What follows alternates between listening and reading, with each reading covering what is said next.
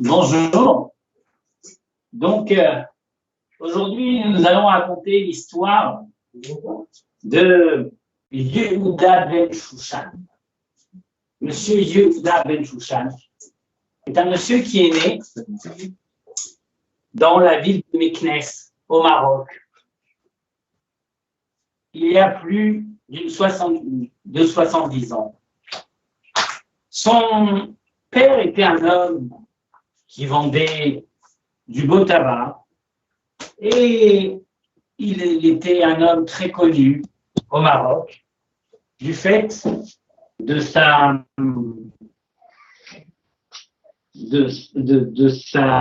renommée,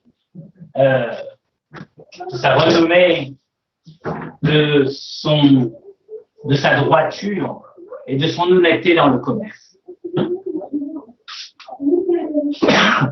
Bien sûr, Yehuda ben Shushan raconte comment son éducation était une éducation juive, une éducation qui était fondée sur la Emunah, la croyance en Dieu, et bien sûr sur la base d'Israël.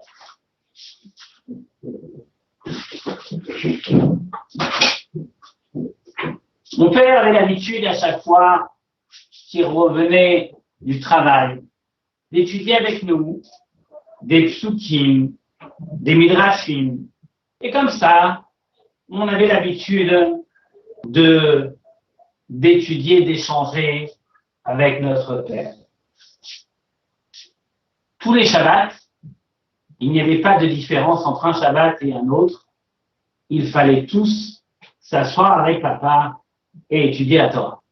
D'ailleurs, il faut savoir que le Rabbi a énormément insisté pour que les parents et les enfants étudient ensemble le Shabbat.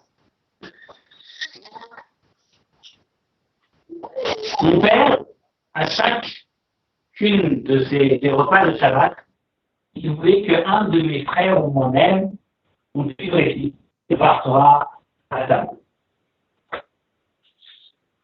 Et ça a amené beaucoup de crainte de Dieu et d'émouna à l'intérieur de nous.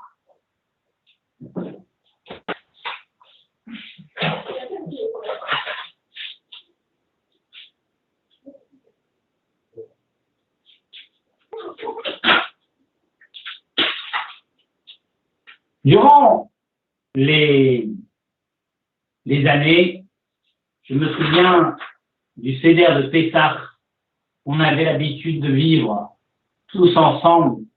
Il y avait plus de 100 invités à notre Seder, mais mon père gérait le Seder d'une main de maître et il donnait à chacun le respect qu'il devait recevoir.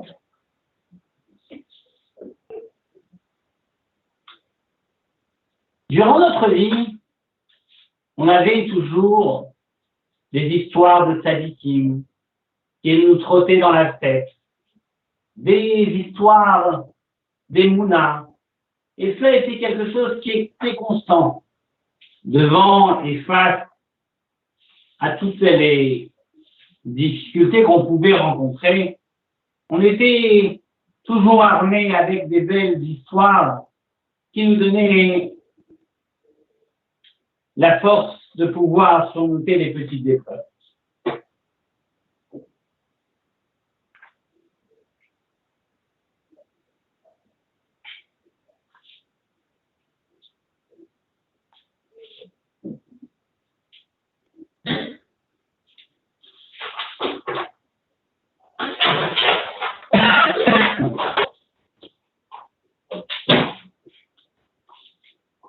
Quelque temps après être entré dans le business de mon père, est arrivé un homme, un shaliach du Rabbi qui s'appelait Rav Michael Litzker.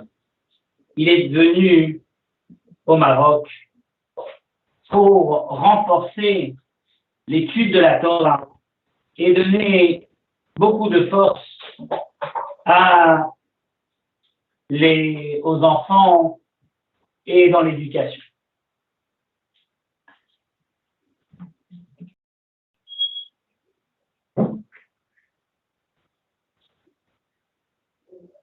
Il s'est également occupé des étudiants et il a mis en place des cours de Shulchan Aruch, des cours de Tanya et ainsi de suite.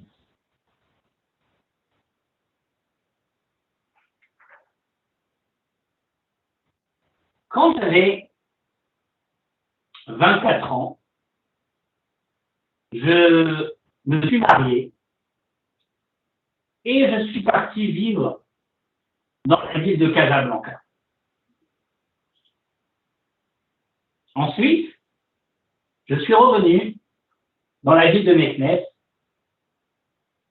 et déjà, j'avais de moins en moins de contact avec Michel Isker du fait que j'étais très très préoccupé par le business et j'ai dû avancer davantage dans le business et j'ai même entendu que Michel Isker, il avait déjà quitté le Maroc et il était retourné aux États-Unis.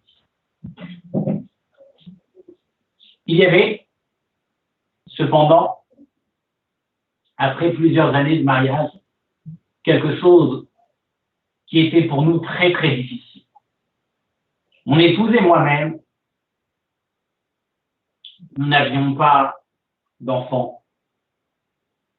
On est parti voir tous les plus grands spécialistes de France et de Navarre pour essayer de trouver une solution à notre problème après 10 ans de mariage, mais on n'arrivait pas à trouver de solution.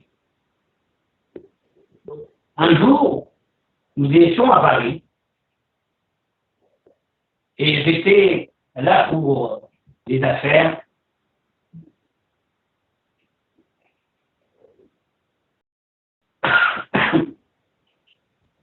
Et voilà, j'ai rencontré un ami et j'ai vu sur lui ce jour-là une joie exceptionnelle. Je lui pose la question, que se passe-t-il? Alors, il me répondit, oh, aujourd'hui, c'est le plus beau jour de ma vie. J'ai eu un enfant après 10 ans de mariage.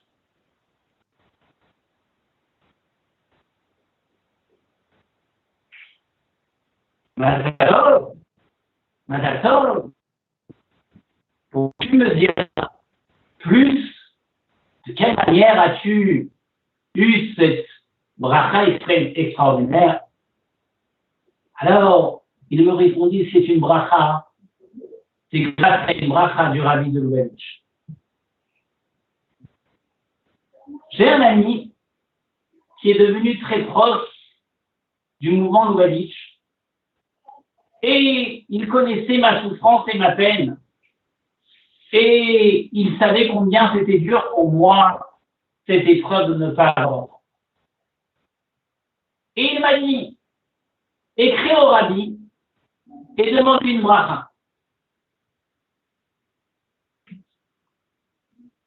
C'est ce que j'ai fait. Et Dieu merci, il m'a béni de la bracha du Rabbi. C'est réalisé en un laps de temps très court. En un an, me voici papa. Comme quand Réal Shushan qui écouta cette histoire, ses yeux ne pouvant pas se retenir de faire couler de larmes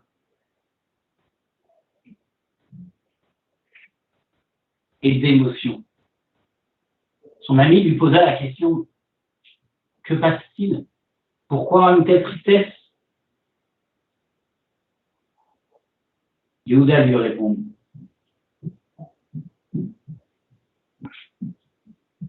Ton épreuve, c'est la mienne. Ça fait plusieurs dizaines d'années que nous sommes, une bonne dizaine d'années que nous sommes mariés, mais je n'ai pas trouvé de solution pour avoir la bracha que tu as eue.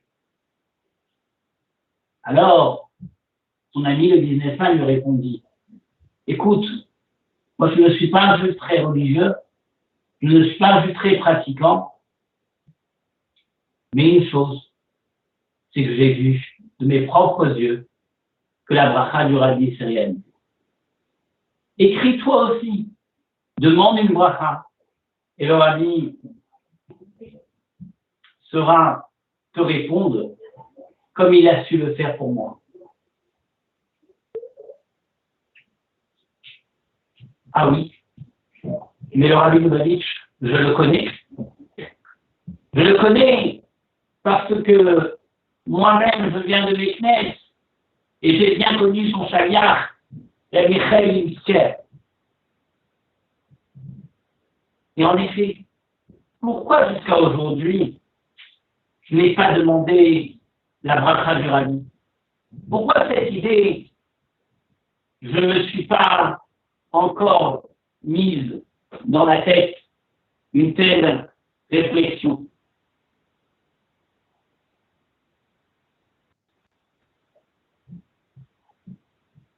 Alors,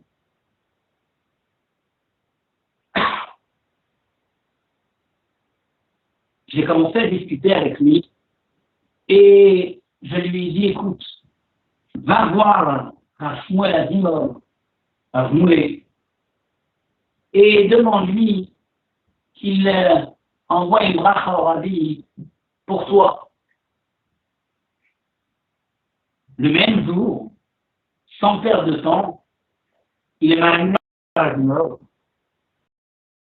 Lorsque je me suis à son cours et j'ai pris beaucoup de plaisir car son cours ressemblait beaucoup au cours de la Michael Ibsker que j'avais bien étudié dans mes jeunes années.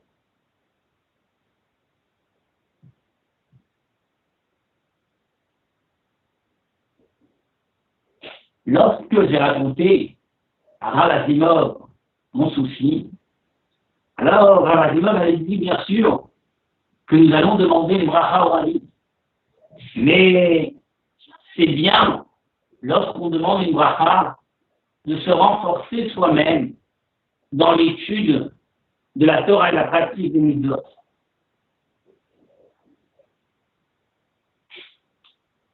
Lorsque j'ai envoyé à la bracha, Rav m'a omis de me dire qu'il fallait écrire le nom de la mère. Et le rabbi, le secrétariat, a appelé, au nom du rabbi, de renvoyer la bracha en inscrivant le prénom de sa mère.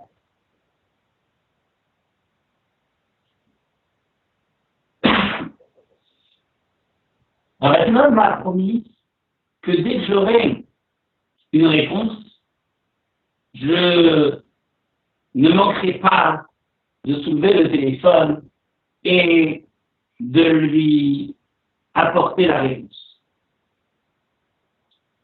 Quelques jours ou quelques semaines sont passés.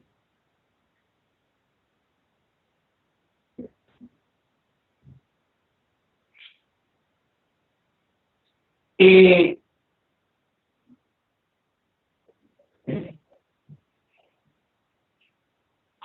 en effet, la bracha du rabbi est venue. Le temps a fait son petit bout de chemin et en quelques mois, Baruch Hashem, une très très bonne nouvelle venue à la famille. Et mon épouse a eu une petite fille qui s'appelait Mazal Batia.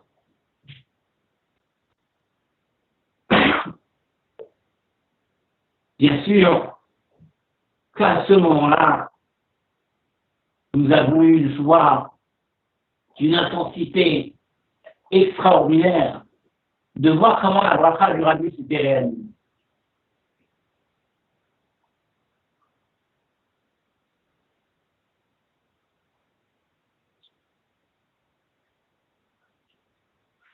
Bien sûr que notre vie était focalisée sur notre petite fille et on appréciait chaque instant de joie et de bonheur qu'on pouvait recevoir de notre petite fille.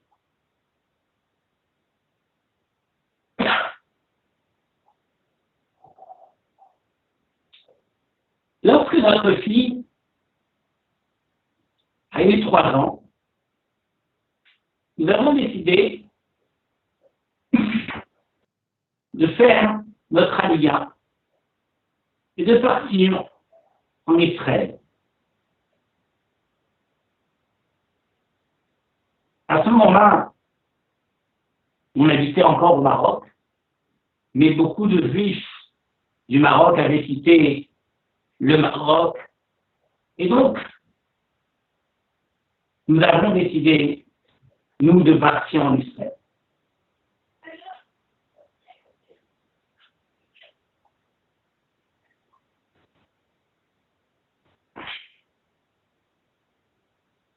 Bien sûr que cela a demandé énormément de travail pour faire en sorte que tout notre bien, tout notre business puisse continuer en Israël, mais ce n'était pas si évident que ça.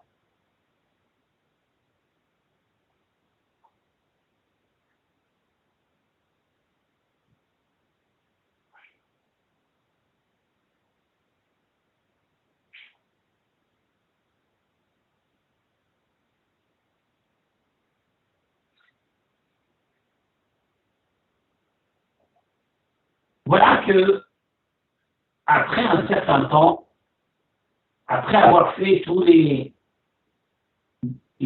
papiers administratifs, on s'est installé à Yavne.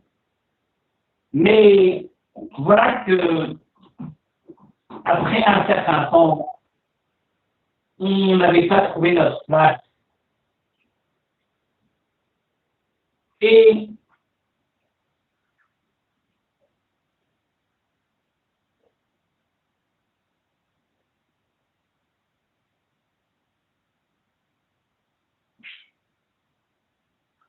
nous avons cherché d'autres endroits où habiter en Israël.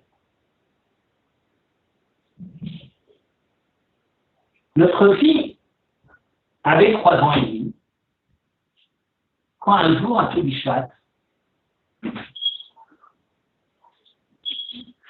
la petite entra du GAN et elle commença à se plaindre sur des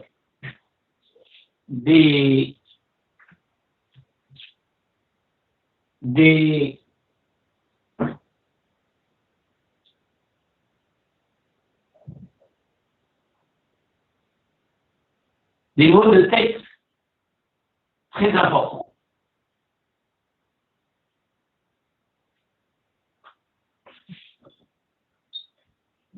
On lui a donné des médicaments pour que les maux de tête descendent, mais a priori, il n'y avait rien à faire. Elle se plaignait énormément de la tête.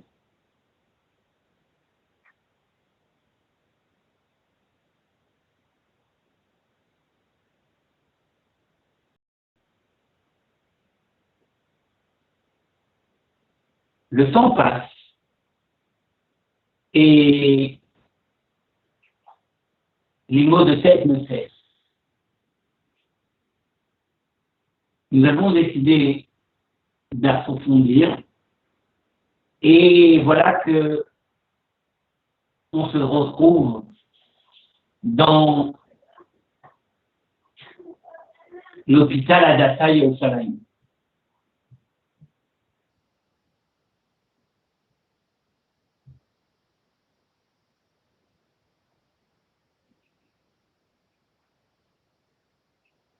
Malheureusement,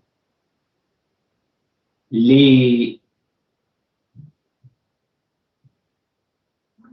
médicotes, les analyses étaient très négatives et que Dieu préserve. La petite avait la maladie dans la tête.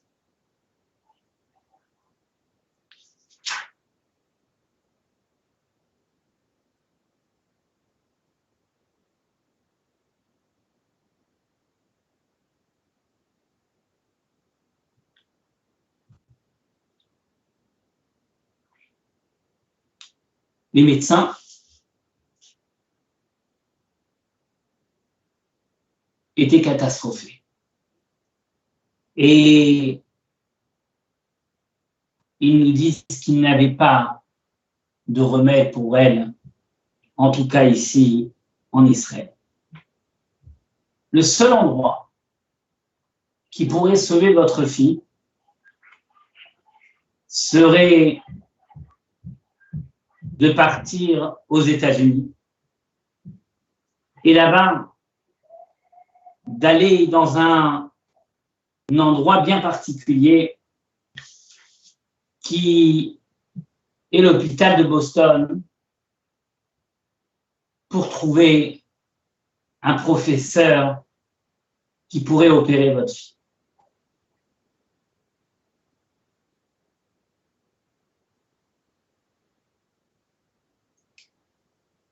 Nous voilà, après quelques jours, déjà dans les mains des professeurs à Boston.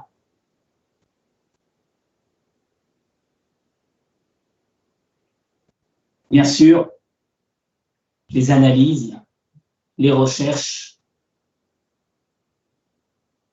étaient importantes et il y avait discussion entre les médecins.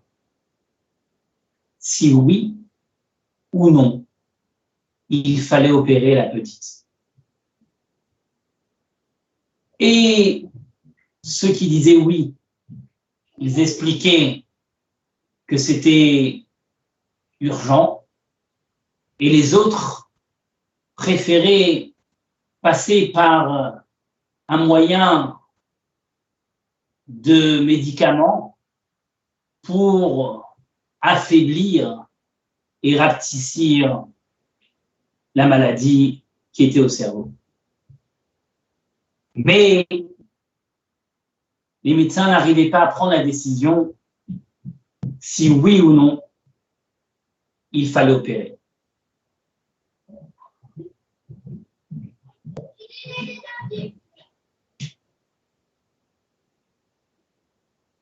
Soudain, mon ami médecin venu de Paris, il s'est mis à discuter avec moi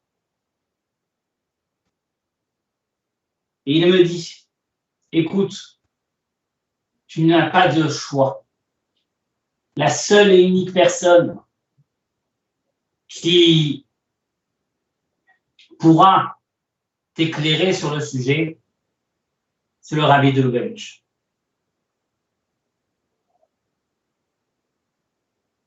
Ma femme m'a dit, on n'a pas le choix, il faut aller voir le Rabbi. C'est lui qui nous a donné cette petite, c'est lui qui nous la sauvera.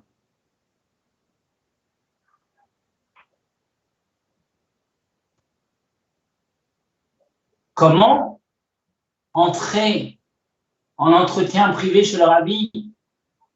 Comment trouver un rendez-vous aussi rapidement.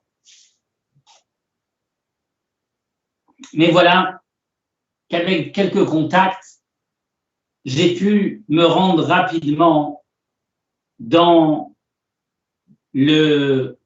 770.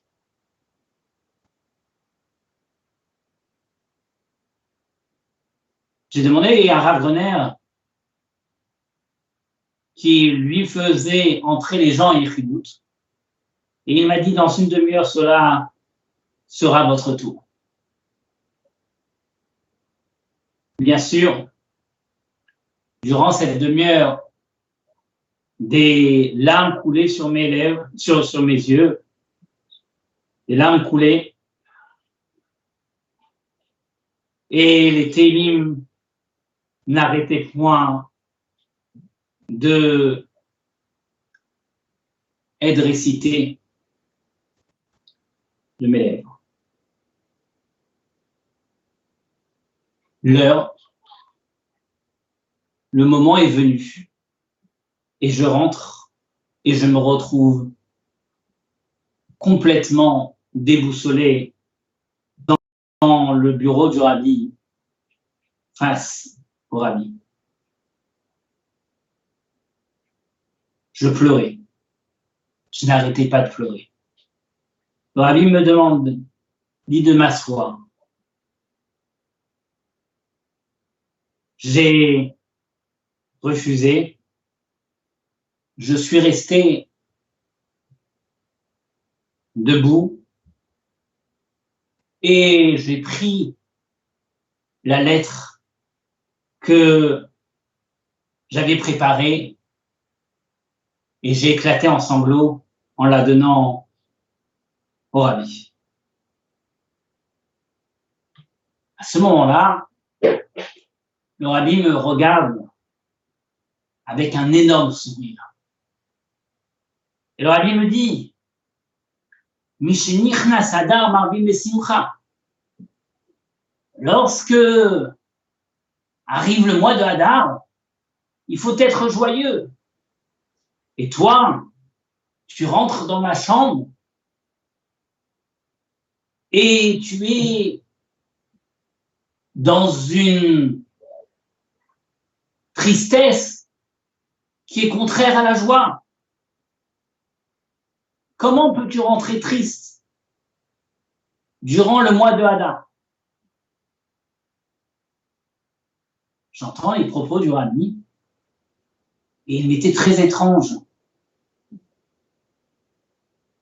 Mais ça parle de ma fille. Et j'ai dit au rabbi, Rabbi, c'est la vie de ma fille qui est en jeu. Et je suis mis à pleurer.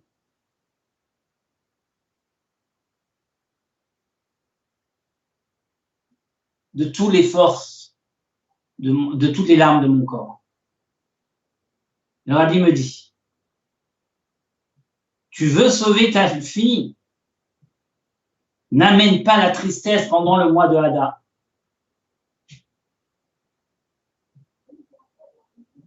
J'ai compris que le rabbi m'a demandé d'être joyeux.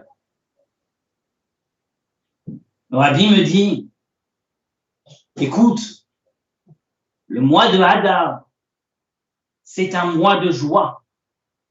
Véna fort où tout se transforme. Les choses négatives se transforment en positives. Tout va se transformer.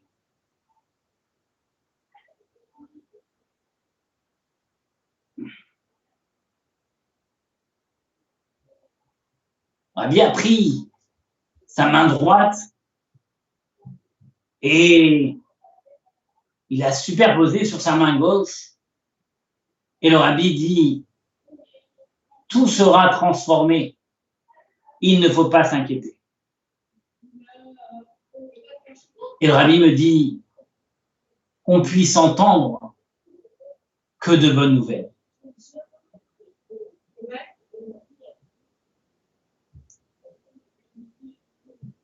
Je me suis retrouvé quelques instants plus tard, à l'extérieur du bureau du rabbi, quand j'étais complètement sonné,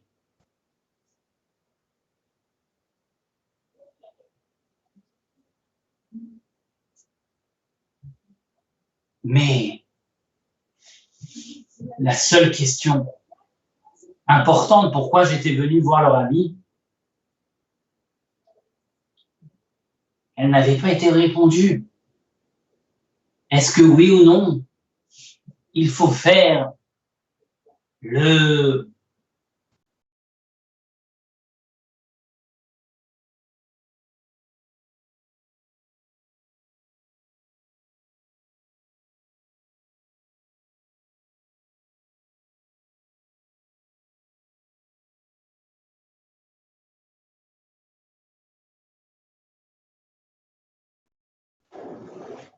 entrer dans une panique. Je ne savais pas qu'est-ce que je devais faire. Je devais retourner à Boston et je n'avais pas la réponse. Alors je suis allé voir Avroner et je lui ai dit, il faut que je rentre de nouveau chez le rabbi, je ne lui ai pas posé la question essentielle pour ma fille. Mais Avroner m'a répondu qu'on ne rentre pas une seconde fois chez le rabbi. Et s'il veut, il peut réécrire une lettre et lui, il la fera rentrer en urgence chez le rabbi.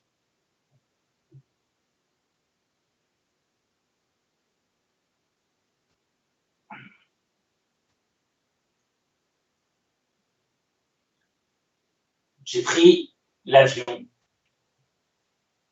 et je me suis rendu à Boston.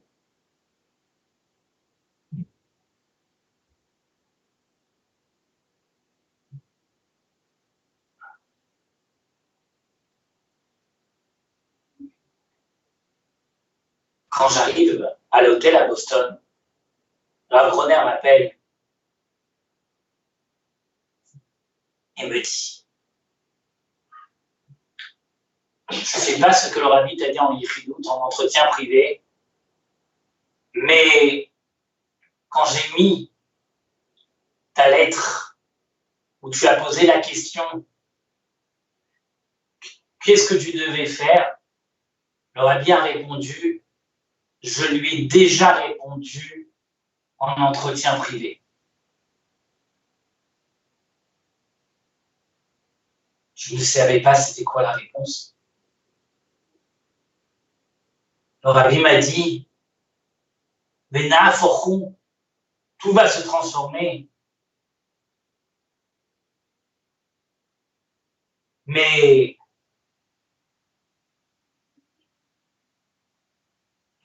je ne sais pas ce qu'a été véritablement la réponse. Alors, j'ai demandé, j'ai supplié Avroner et je lui ai dit, je vous en prie, entrez une troisième lettre au rabbi et dites-lui que je n'ai pas compris la réponse. Et le rabbi répondit, s'il n'a pas compris, alors qu'il demande à des médecins amis et eux seront l'aiguille. S'il demande déjà,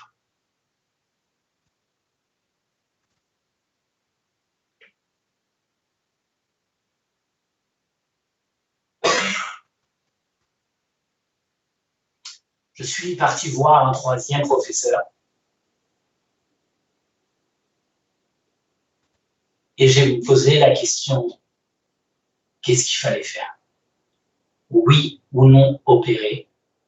Il y avait un professeur qui disait de le faire, un second qui était contre, et quelle était véritablement la décision à prendre. Et le troisième professeur m'a dit, il sera bien de faire l'opération.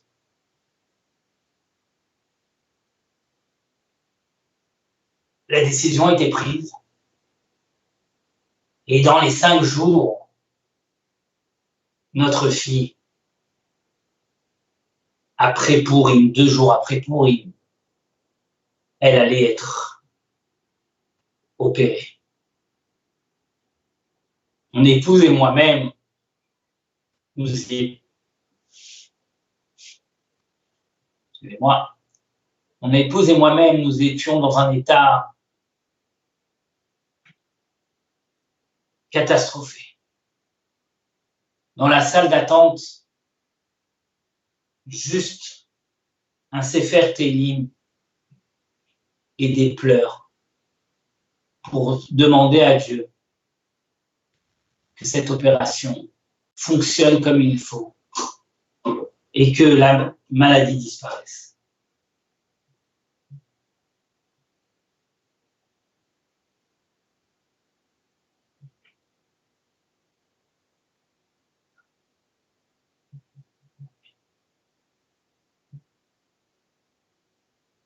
L'opération était prévue pour 7 heures. 7 heures sans arrêt.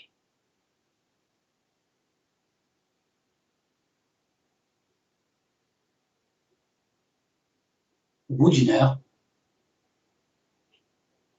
le professeur entre dans la pièce, dans la salle d'attente où nous étions.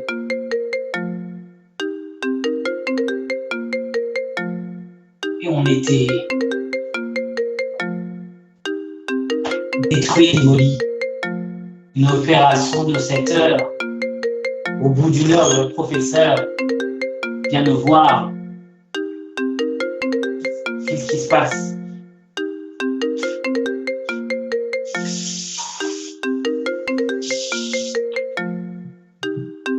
Le professeur nous regarde et nous dit: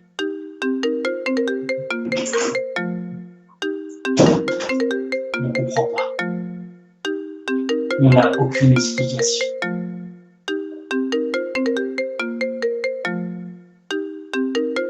Il n'y a plus rien. La maladie a disparu dans la tête de votre fille. Il n'y a plus rien.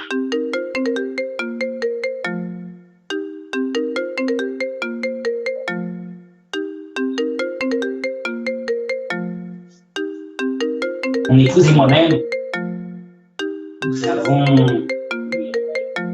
immédiatement compris les paroles du Rabbi. Tout se transformera.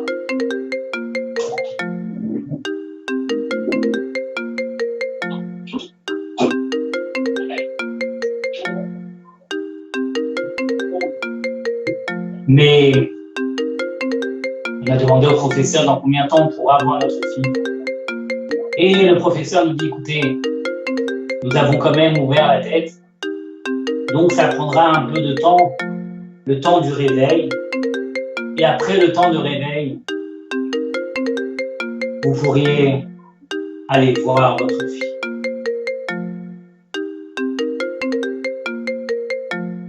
On était bouleversés, heureux, mais on n'avait pas encore pris conscience que il était encore loin le parcours et que les choses n'allaient pas rentrer dans l'ordre aussi facilement que cela après une opération si importante.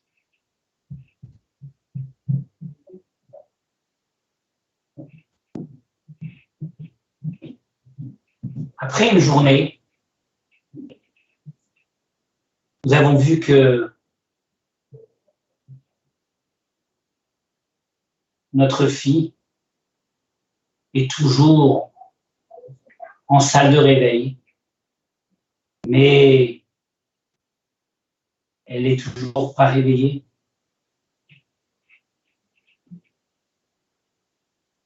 elle ne revient pas, elle ne reprend pas connaissance.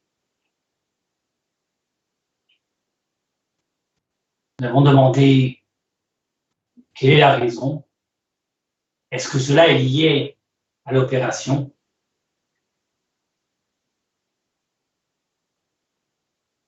Et le professeur nous répond, bien sûr que oui.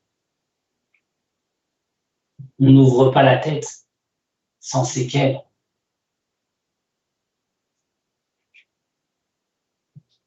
En combien de temps elle pourra revenir à elle-même, notre petite?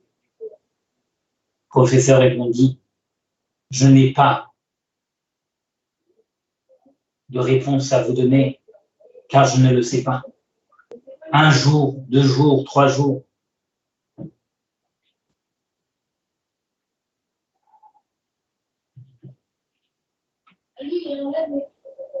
C'était pas possible. La pression, la pesanteur dans notre esprit ne pouvait pas nous laisser tranquilles. Je dis soudain à ma femme, je prends le premier avion, je pars à New York. Je demande une bracha au Rabbi. J'ai demandé en urgence de pouvoir entrer en Yichidut le Rabbi, en expliquant que c'est la vie de ma fille qui est en jeu. Écris une lettre et je vais la rentrer au Rabbi.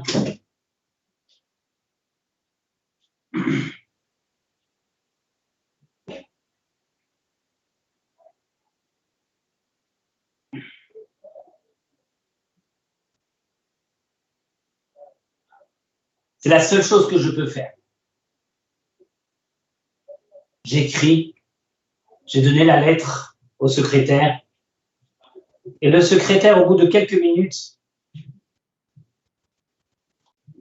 me dit, le Rabbi a répondu, Askir Alatzion, Refoua Shlema, Vivas Kutov, Veyukuyam Bayem, Bachodesh Asher Nepach Lahem Yagon Simcha, Vekibel et Asher Katar Mordechai Aleh. Je mentionnerai votre nom sur le OL pour une bonne guérison et vous me ferez part de bonnes nouvelles. Et le moi qui est écrit qu'il faut transformer de la tristesse, de la mélancolie à la joie, se concrétisera, et vous devez recevoir ce que Mordechai a dit sur eux.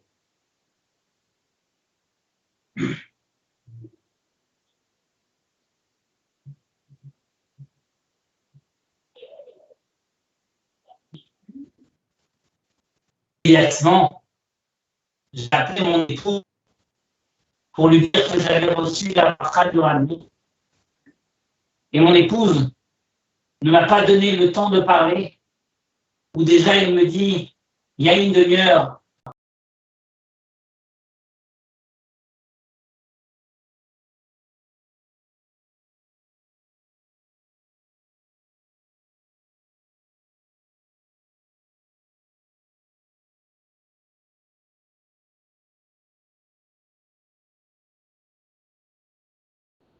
on continuera la suite demain, maintenant en place au kibbutz. Bonne journée.